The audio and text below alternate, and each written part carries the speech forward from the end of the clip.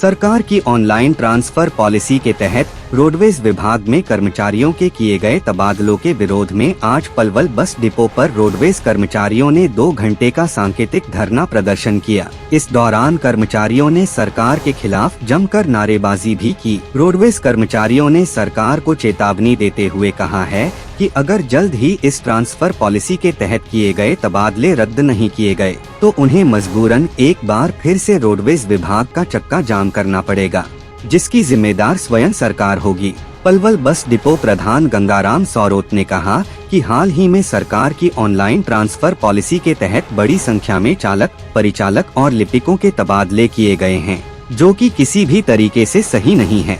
उन्होंने कहा कि ऑनलाइन ट्रांसफर के लिए विभाग द्वारा जो ड्राफ्ट बनाया गया था उसके अनुसार एक भी ट्रांसफर नहीं किया गया है। उन्होंने कहा साझा मोर्चा के साथ हुई परिवहन मंत्री मूलचंद शर्मा की मीटिंग में भी नजदीक के डिपो में तबादले करने का सरकार की ओर से पक्ष रखा गया था। परिवहन मंत्री द्वारा मीटिंग में भी साझा मोर्चा को आश्वासन दिया गया था कि कर्मचारियों को नजदीक के डिपो में एडजस्ट किया जाएगा, उन्हें उनके घर के नजदीक ही स्टेशन दिए जाएंगे। लेकिन बावजूद इसके अब कर्मचारियों को उनके घर के नजदीक के डिपो में तबादला करने की बजाय 200 से 300 किलोमीटर दूर कर दिए हैं, जिसको लेकर कर्मचारियों में सरकार के प्रति खासा रोष व्याप्त है।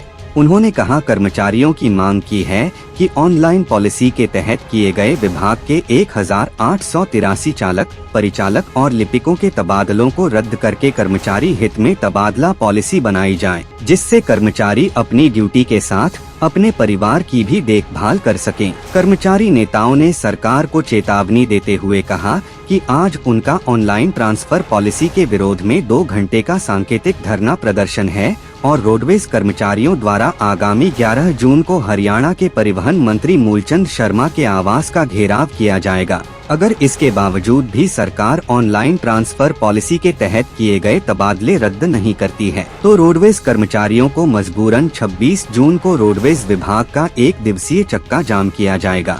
कर्मचारियों ने अपनी इस मांग को लेकर प्रदेश के मुख्यमंत्री मनोहर खट्टर के नाम रोडवेज विभाग पलवल के जीएम को एक ज्ञापन भी सौंपा। जो हमारा धरना प्रदर्शन किया 2 घंटे का, ये हमारी जो मांगे तो बहुत ज़्यादा है। 42-43 मांगे सूत्री पत्र है, 26 मांगो हमने सरकार को दे रखे है, मांग दे रखी जी।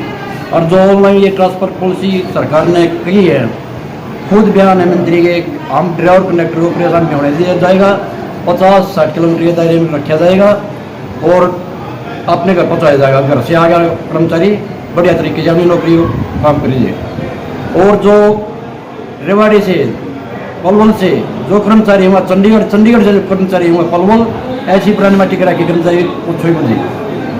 आज 2 घंटे का प्रदर्शन है जी। हम ये कहे सरकार से सरकार बाद आए, वार्ता के लिए हमारे प्रधान को बुलाए और इसका निपटारा किया जाए।